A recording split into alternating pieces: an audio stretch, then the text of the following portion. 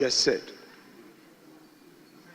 Mr. Speaker, indeed, democracy provides that the actors must have an opportunity to politic, do politics, share ideas, and have their views, disagree and agree. It is, however, part of democracy also for the core issues of national discourse to be agreed upon by the active stakeholders in this process. Mr. Speaker, the matter you've just raised, Galamsey, is one thing that, for the want of a better word, I must say that we as political leaders, active stakeholders of this democracy, have failed. And I say so without mincing words. We must, as political actors, know that there are matters that we have to agree upon and nip it in the bud. My recent recollection of this matter dates me back to 2015 as a young member of the Finance Committee. Honorable Setekwe, Minister of Finance, as he then was, appeared before us and lamented how Galamsey was affecting cocoa production. But did the nation listen to him? Nana Addo Dankwa Akufo-Addo put his presidency on the line. Don't go there. You may have to listen. This is an important matter. This is how committed the president was on this matter. But again, we, as the actors, were looking at the political convenience and the gains. That is why we are where we are. We are where we are. I was once upon a time the chair of Ghana Water. I saw data for myself, how the country was losing money heavily to treat water because of Galamsey. It is getting worse. Civil society is talking. Organized labor is talking. Religious leaders are talking. But they know that in us is a vested authority, the people's representatives. Mr. Speaker, can we, as political leaders, for once, agree to stay the partisan approach on this matter and deal with it and let our citizens know that this is a matter that affects the country and our own livelihoods? Perhaps the medical practitioners are not sharing with us the revealing reports in the various hospitals enough. So it's like business as usual. Mr. Speaker, I would wait for another day where we would discuss this matter in detail. But I would, by way of conclusion, say that the issue of Galamsey calls for action, collective, not an NDC MPP affair, but a Ghana affair, so that it doesn't become like who you go to the area the people are mining, and then you say, oh, because you may lose election, you don't want to talk about it, or they will even push you to be lawless, all in the interest of votes that would end up in a coffin. Do we want to be burying people every weekend and all? Mr. Speaker, let me leave the rest for the leader of the House to put out for the records, and pray that that time will come for us to have a full discussion on this matter and send a strong message to the nation that enough is enough with the partisan approach on this Galamsey matter. Mr. Speaker, I thank you for the treasure space.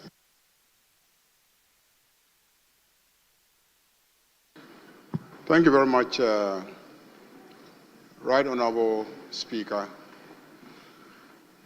I listened to you carefully, and I thought what I heard was a formal communication on the question of the privileges of members of Parliament.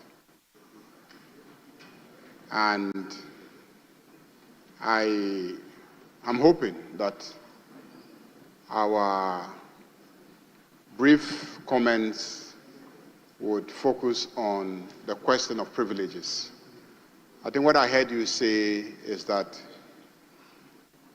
you will not shield any member of this House when they are alleged to have committed offenses and the law enforcement agencies are seeking to investigate and establish whether indeed a crime has been committed for the purposes of being prosecuted or held accountable in any other form, shape, or manner.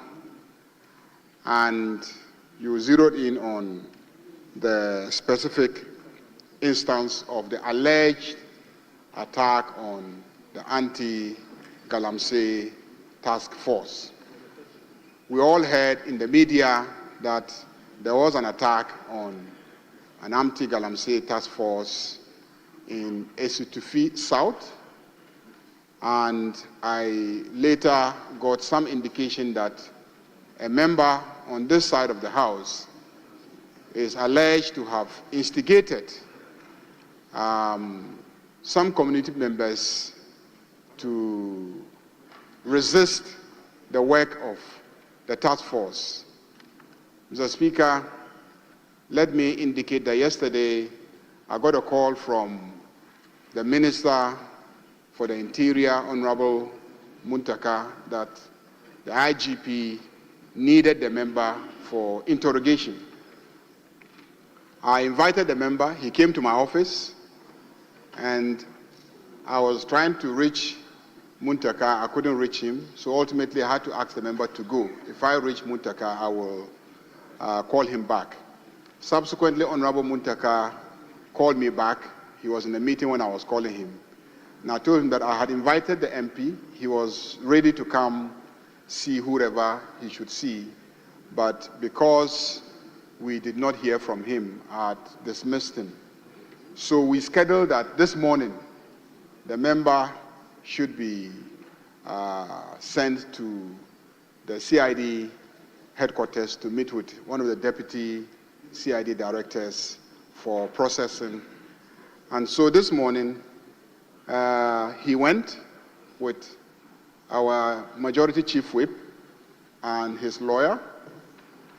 They received him at CID headquarters, took him through the processes, and I received a call not quite long ago that he has been taken to court, and as we speak, he is actually in court being arraigned.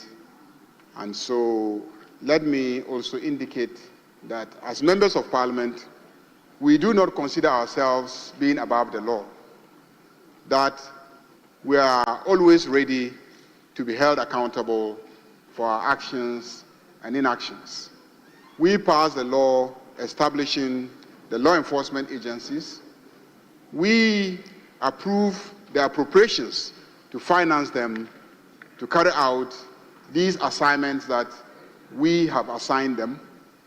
And we pass the laws defining the crimes, and also we invite them to this House, and we often try to hold them accountable for the extent to which they are enforcing the law.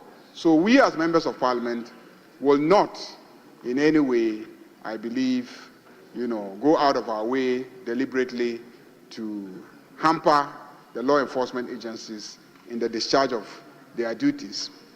And I believe, I speak for all my colleagues, that at any time when any of us is alleged to have committed an offense, we will own up and we will be ready to defend ourselves and establish our innocence. And so, Mr. Speaker, just to assure you that MPs will do well to conduct themselves and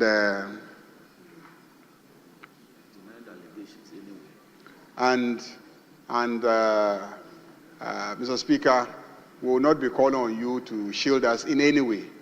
Lastly, Mr. Speaker, what I know is that the honorable member has flatly denied the allegations made of he instigating some community members against the law enforcement agencies, the military and the police. And I also got a call from the senior member that you alluded to, Honorable Collins Dauda. He called me from South Africa, and indeed he was very surprised because it happened in his constituency, and he was very surprised about the report that the media has put out there about what really happened. He was also of the firm belief that the report that he received is consistent with the claims being made by the Honorable Member of Parliament that he never instigated members of the communities against the law enforcement agencies. Be that as it may, he's handed himself over to the police, he's been taken to court, and Mr. Speaker, we are ready to go through all the legal processes. Thank you very much, Mr. Speaker.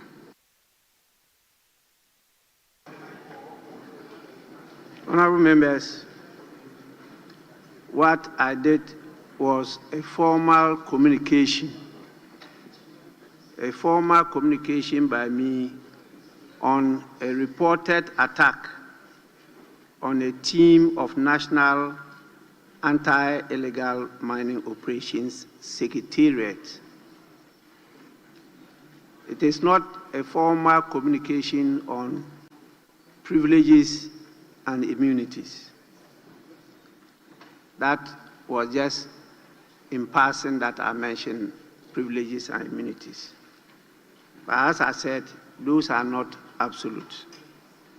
Honorable members, they are being investigated. They've not been convicted. And so we just want to erase the impression or perception that members are always being shielded from the due process of the law. You all know that we've never done that. It's just that because you hold some positions, just like the police, that's why I refer to the police too. That's why you refer to even the judiciary. They all enjoy some of these protections by the law. So the fact that you enjoy a protection doesn't mean you are above the law. That's just what I want to expatiate on and clarify, so that we don't all go under that cloud that the Speaker is always protecting members of Parliament from the due process of the law. I want to thank leaders for their comments, and then we proceed on to item 6. But before we do that, let me acknowledge the presence of our visitors. We have visitors from 3 institutions. The first is from Abra Asebu Kwamankese. There are 60 in number, and they come from the Abakrempa Senior High Technical School. They are led by the Assistant Head of Academics, Mr. Michael Kwajo Edua. Please, honorable members, you can see them at the public gallery on the left side of the Speaker. And on your behalf, I want to warmly welcome them to the House and to thank them for taking their time to come and see what we do here. And I believe they will also learn a bit from the visit, in spite of their very tender ages. This is one of the processes we set in place is in motion to capture them young, so that in future, as I keep on saying, they will perform better than this. So you are most welcome. You may now resume your seats. The second group is from the Heritage Christian University, and they are coming from Amasaman, 13 in number. They are led by the Speaker of the SRC group. I told you people I have colleagues all over the country. So today one is here. He's the Speaker of the SRC group. And so you see the fire is catching on. So many areas are forming parliaments and having speakers. And it's something that you should all encourage and support. The leader is Mr. Hope.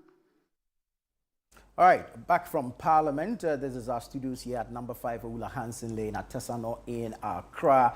And of course, the Speaker led the leadership of the House to comment on the happenings of Saturday at Shidium, where a mob allegedly attacked a NAIMOS team.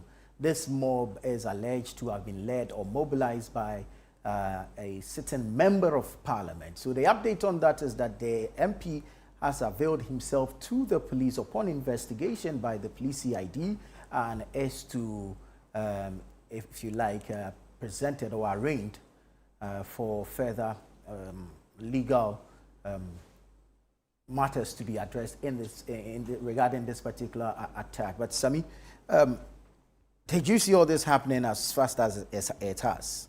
No, because in time past we've seen members of Parliament, commit some offences in this way, but then we don't see the prompt nature as we've seen, from Speaker Grabin. It tells you that members of Parliament are not above the law, as the majority leader, has said. They are ordinary citizens like us. It's just by virtue of their positions as lawmakers. That's why we find them in the chamber, but they are just people like you and I. And so if an MP is alleged to have been involved in, such an activity, it's just right and proper that the police investigated and we allow the court system to do its work. Well, it's a law and order society. The fact that he's been arraigned doesn't mean he's guilty. It is a court that is supposed to determine, these ones. And so, as he's been arraigned, let's see what happens, from there. But then I say kudos to Mr. Speaker and the leadership of Parliament for the prompt, nature in which they've addressed this matter. When he came out, a lot of people have said that, MPD, will he be allowed to go and face the CID and the rest? Because most often than not, the conversation that arises when something of this sort they enjoy some immunity, that comes up. That comes with it. The Speaker, however, in his statement was not emphatic that there's been a reference to the Privileges Committee yet. We're yet to see that, but of course, the fact that the MP has been able to avail himself to the police CID is a step, at least in this fight against corruption. What will also be interesting to note is that upon the return of Collins Dauda, we would see what will become of his alleged his name role, has also come up. because his name indeed, he is a Sutufi South. And this must happen actually in his constituency. His constituency, which is Shidium. In his constituency in the Sutufi South. So we'll see upon his arrival. I think he's in South Africa. He's in South Africa. He's supposed to arrive either tonight or tomorrow. Very well. Going for a Pan-African Parliament event. Very well. So I'm sure upon his arrival, the CID may also want to invite him for some questions on this matter. Well, we'll wait to see how that plays out. But the updates, as we have it now, from what just transpired in Parliament, is that the MP for Sutufi North, I think he's Ado. Yeah. I think Kweku Ado also. Has availed himself to Ebenezer Kweku Ado. Ebenezer Kweku Ado has availed himself to the police CID. Of course, a caution statement would have been taken to, allow the police room to be able to present him before court. And so we'll wait to see how that will play out. It will be interesting to hear all the commentary about this parliamentary immunity vis-a-vis prosecution of an MP. And of course, the bigger picture, which we should not lose sight of, is the issue of Galamsey and how civilians are able to mobilize against armed operatives. And this will also be a test case for the president and the government in general, because they have said that they are leading this fight against illegal mining, and they will do everything. I remember during the launch of NAIMOS somewhere in Sunyani, I heard the Minister of Lands and Natural Resources say emphatically that it is only the president that can give a counter order as far as the NAIMOS operations are concerned. And so when a member of parliament on the ticket of your party is alleged to be involved in this, we'll see how far this will go, and everybody will be expecting something from this. Very well. I mean, thank you very much. And of course, thank you also for spending time here with us. We have updates coming up in our subsequent news programming right here on Channel One Television. I am Nana Tufo Boate. Many thanks for your time. Keep watching Channel One TV.